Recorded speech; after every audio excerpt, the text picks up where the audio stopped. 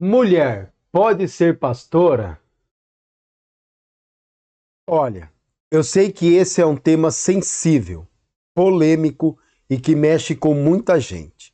E para ser bem honesto com você, eu respeito demais quem tem dúvidas, quem questiona e até quem discorda. Mas deixa eu te falar, a sua pergunta é muito relevante. Ela não dá para ser respondida com um simples sim ou não. Ela exige uma análise profunda, teológica, bíblica, mas acima de tudo, honesta. E é exatamente isso que eu quero fazer aqui com você. Esquece um pouco as opiniões, os achismos, as tradições. Vamos olhar juntos para a Bíblia, para o contexto, para os fatos e, se você me permite, também para a lógica. Vamos lá? Talvez você cresceu ouvindo ou até hoje acredita que Deus estabeleceu papéis diferentes para homens e mulheres dentro da igreja. Que texto como aquele de 1 Timóteo 2,12, não permito que a mulher ensine, nem que exerça autoridade sobre o homem. Ou 1 Coríntios 14, que fala, as mulheres estejam caladas nas igrejas. São provas de que mulher não pode ser pastoras. E mais, talvez você pense, Jesus escolheu só homens como apóstolos. Então tá aí, é uma liderança exclusivamente masculina. E tem aquele argumento da ordem da criação, Adão antes de Eva, como se isso estabelecesse uma hierarquia eterna. Mas deixa eu te propor algo. Vamos olhar isso tudo por outra perspectiva. Primeiro, vamos para a lógica. Olhe os exemplos do próprio Jesus. Se o problema fosse só cultural, Jesus teria rompido. E olha, ele rompeu muitas barreiras, hein? Muitas heresias, muitas tradições. Ele conversa com a mulher samaritana, coisa impensável para a época. Era um escândalo. Defende a mulher adúltera quando todos queriam apedrejar.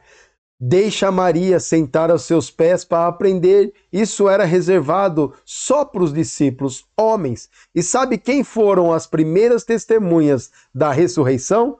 Mulheres. E detalhe, na cultura judaica, testemunho de mulher não valia.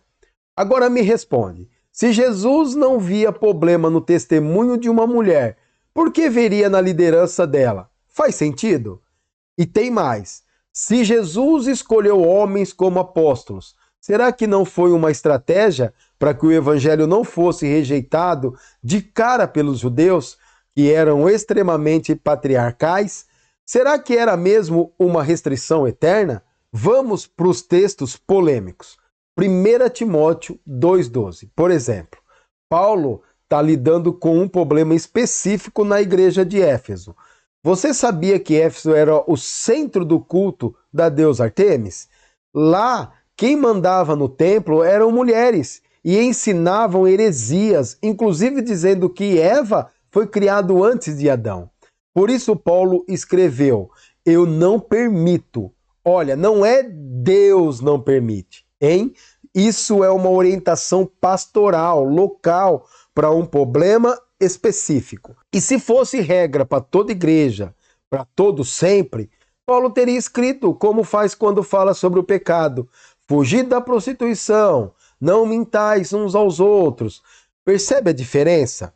Agora, 1 Coríntios 14, que manda as mulheres ficarem caladas. Se isso fosse absoluto, como explicar que no mesmo livro, lá no capítulo 11, ele diz que toda mulher que ora e profetiza deve fazer isso com decência. Ou seja, o problema ali não é a mulher falar, é gente falando fora de hora, causando bagunça no culto. Inclusive os homens também são chamados à ordem nesse mesmo texto. Aí vem outro ponto crucial no reino de Deus. Autoridade não é hierarquia. Jesus deixa isso muito claro em Mateus 20. Quem quiser ser o maior, seja servo.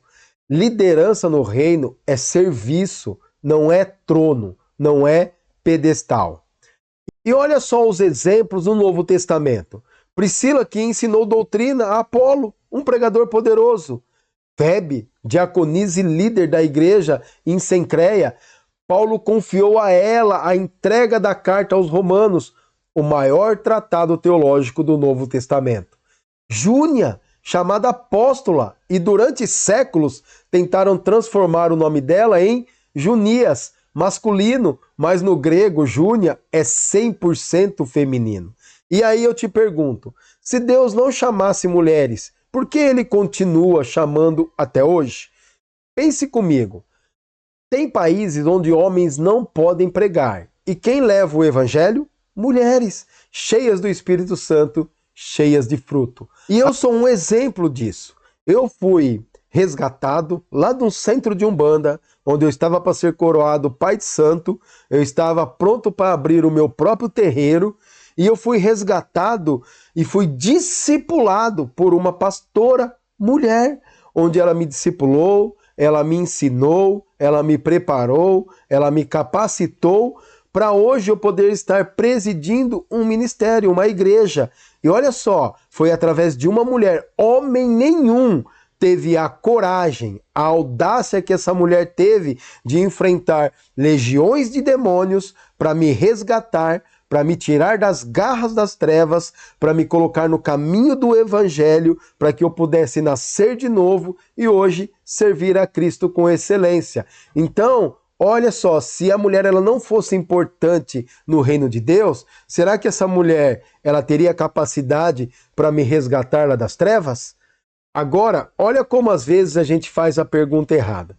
Mulher pode ser pastora? Como se fosse uma questão de permissão humana. A pergunta certa é: Deus chama mulheres para o ministério pastoral?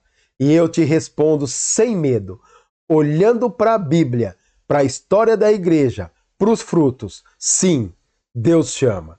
E quer saber? Na Bíblia, quem resiste ao chamado de Deus não resiste por muito tempo. Por isso, meu irmão, minha irmã, a autoridade do reino não é sobre ser homem ou mulher, é sobre quem Deus chama, quem tem dons, quem tem frutos.